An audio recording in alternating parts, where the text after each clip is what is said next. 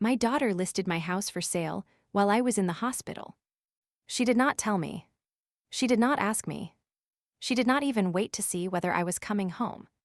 By the time I learned what she had done, photographs of my living room were online, a real estate sign was standing in my front yard, and two strangers had already walked through the bedroom I had shared with my husband for 37 years. My daughter believed the sale was almost complete. She had found a buyer. She had accepted an offer. She had even chosen the apartment where she planned to move me after I left the hospital. There was only one problem. The document she was using did not give her the right to sell my house. And the legal detail she missed was written in the same place she had been too confident to read. My name is Rose Bennett.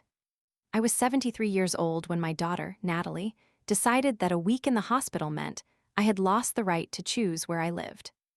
Until then, I had lived alone in a small town outside Knoxville, Tennessee. My husband, Edward, and I bought our house in 1984.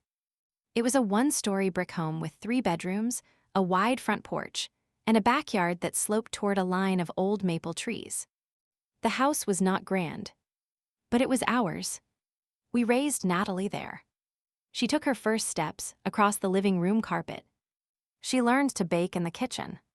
She left for college through the same front door she later tried to sell without my permission. Edward worked as an electrician. I worked for the county library for nearly 30 years. We were careful with money. We paid extra on the mortgage whenever we could. By the time Edward retired, the house was fully paid for. After he died, I stayed. Natalie thought I should move almost immediately. She lived 40 minutes away with her husband, Paul, and their youngest son, Ethan. She said my neighborhood was too quiet. The yard was too large. The house required too much maintenance. I answered each concern the same way. I hired someone to cut the grass. I had the roof inspected. I installed better lighting. I wore an emergency pendant. I drove only during the day. I had friends nearby. I was not pretending I would remain independent forever. I simply was not ready to give up the life I still had. Natalie did not understand that. Or perhaps she understood and did not respect it. She had always been decisive. As a child, she organized the other children. As an adult, she managed a dental office and ran her household with schedules, lists, and color-coded calendars. When something needed to be done, Natalie did it. That quality made her effective. It also made her dangerous when she decided she knew what was best for someone else. The first serious argument about my house happened 2 years after Edward died. Natalie brought me a brochure for a senior apartment complex near her home. The building had elevators, planned activities, and a dining room. It would be perfect, she said. For whom? For you. I already have a home, you have a house. What is the difference? A home is where you're safe. I am safe here. You don't know that, she pointed toward the porch steps. You almost fell last winter. I slipped on ice. You could have broken your hip, but I didn't. She sighed. You always wait for something bad to happen, and you always treat the possibility of something bad as if it already happened. She left angry. The subject returned every few months. Sometimes gently. Sometimes through jokes. Sometimes through pressure. Natalie talked about property values. She said homes in my area were selling quickly. She mentioned that the money from a sale could pay for years of care. She asked whether I knew where the deed was. I told her it was in my safe deposit box. She asked whether the house would pass to her after my death. I said my estate plan divided everything between her and my grandson Ethan. She seemed surprised. Why Ethan directly? Because I want part of the money protected for him. I would take care of him. I know, this is simply what I chose. She did not like that answer. Natalie had become used to the idea that everything would pass through her. My health had always been good. I had high blood pressure, mild arthritis, and the ordinary complaints of someone in her 70s. Then one April morning, I woke with severe abdominal pain. I tried to walk to the kitchen. The room tilted. I pressed the button on my emergency pendant before I collapsed. The ambulance arrived quickly. At the hospital, Doctors discovered an intestinal blockage caused by scar tissue from an old surgery. I needed an operation. The procedure went well, but recovery was slower than expected. I spent 6 days in the hospital. During the first 2 days, I was weak, medicated, and grateful that Natalie was there. She brought my glasses. She spoke to the nurses. She called my friends. She fed my cat. She handled small things I could not handle from a hospital bed. I trusted her. That trust was the opening she needed. On the 3rd day, Natalie brought a folder. She sat beside the bed and told me it contained forms allowing her to pay bills and manage household matters temporarily. I already have automatic payments, I said. What about anything unexpected? My checkbook is in the desk. I can't write checks from your account without authorization. She showed me a form from my bank. It allowed her to discuss account information and assist with certain transactions. I read it. The medication made concentrating difficult, but I understood enough to know it did not make her an account owner. I signed that form. Then she showed me a healthcare release. That allowed doctors to speak openly with her. I signed that too. The 3rd document was different. It was a copy of an older power of attorney Edward, and I had prepared years earlier. Natalie had been named as an alternate agent if Edward could not serve. After Edward's death, I had updated the document with my attorney.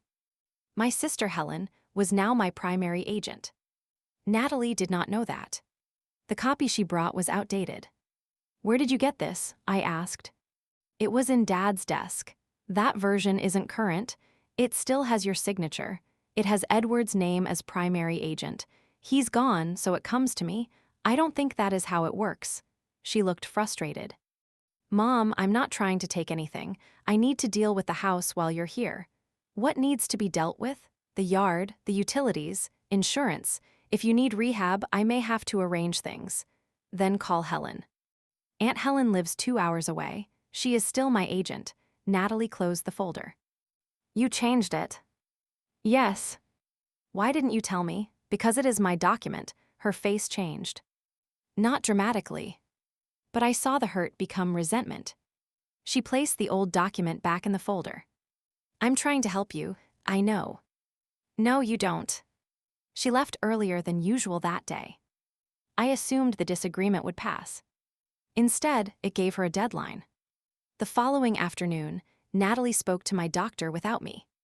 She asked whether I could safely return home alone. The doctor said I would need support during recovery. That was true. I would need help with meals, transportation, and lifting.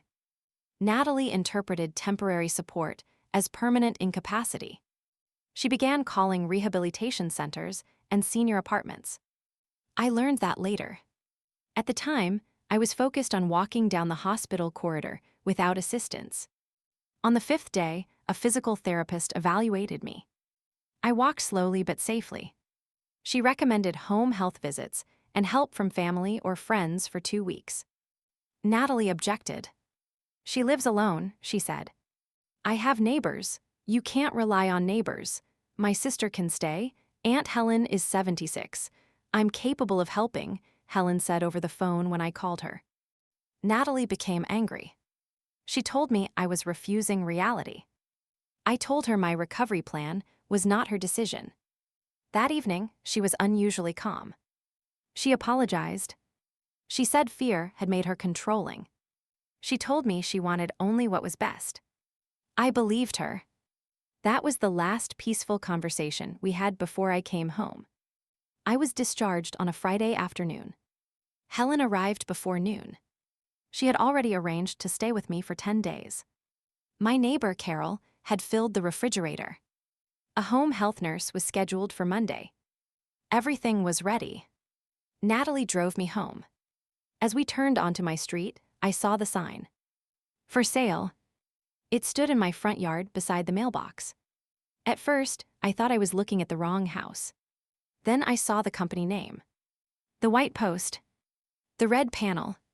The small box holding printed property details. I turned toward Natalie. What is that? She kept her eyes on the road. Mom, stay calm. What is that sign doing in my yard? We need to talk inside. Stop the car. You've just left the hospital. Stop the car. She pulled into the driveway. A lockbox hung from the front doorknob. I stared at it. My front curtains had been opened. The porch furniture had been rearranged. 2 flower pots were missing. I felt as though I had returned to someone else's house. Helen's car was parked behind us. She stepped out and looked at the sign. "What did you do?" she asked Natalie. Natalie turned off the engine. "I made a practical decision. You listed my house," I said. "I started the process. You listed my house. It was going to happen eventually." I reached for the door handle. Pain pulled across my abdomen. Helen hurried to help me. Natalie told me not to strain myself.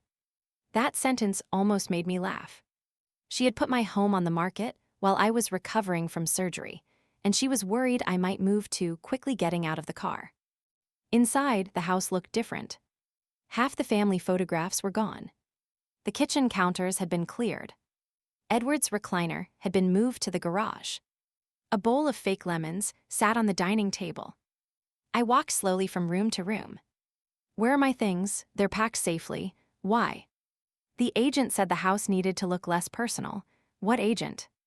"Her name is Melissa Grant. She's very good." "You hired a real estate agent?" "Yes." Helen stared at her. Under what authority? Natalie opened the folder she had brought from the hospital. She removed the old power of attorney. "This." Helen read the first page. Then she looked at me.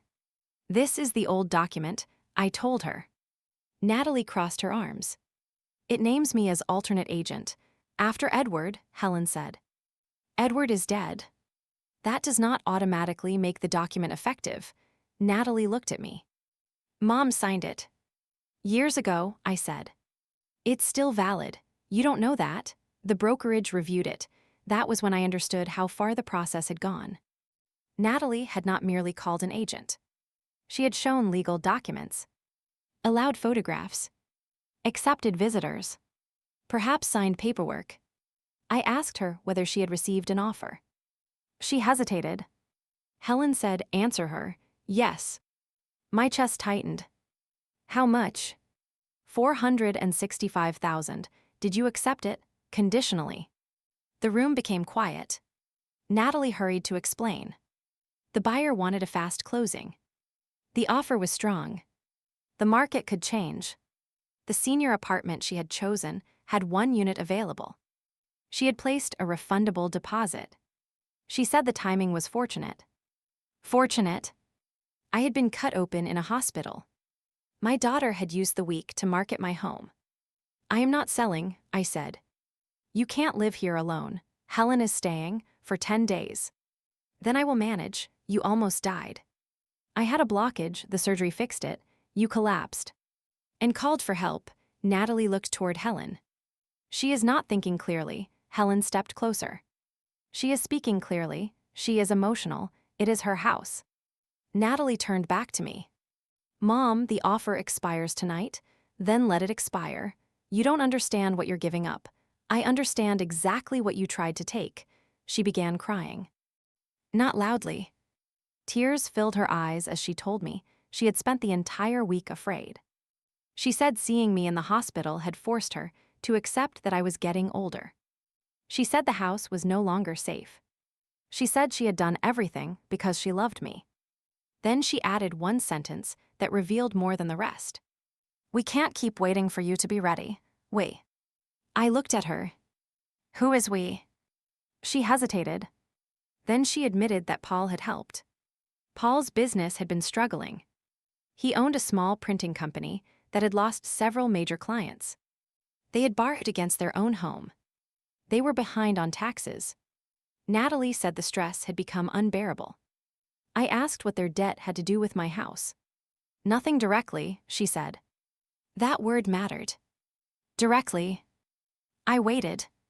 She explained that after moving me into the senior apartment, the remaining sale proceeds could be invested. Paul had a plan to use part of the money to stabilize the business.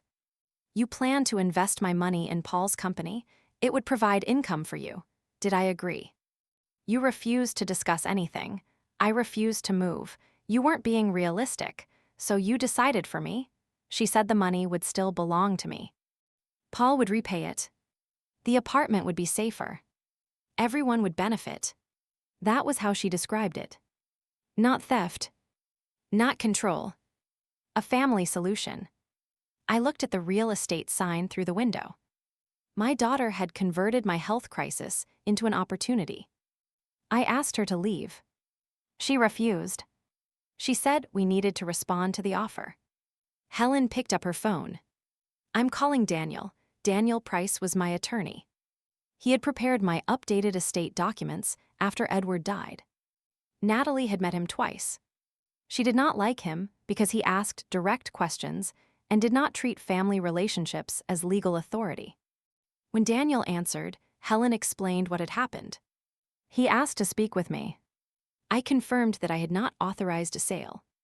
I had not signed a listing agreement. I had not agreed to move. I was mentally capable. Daniel told me not to sign anything.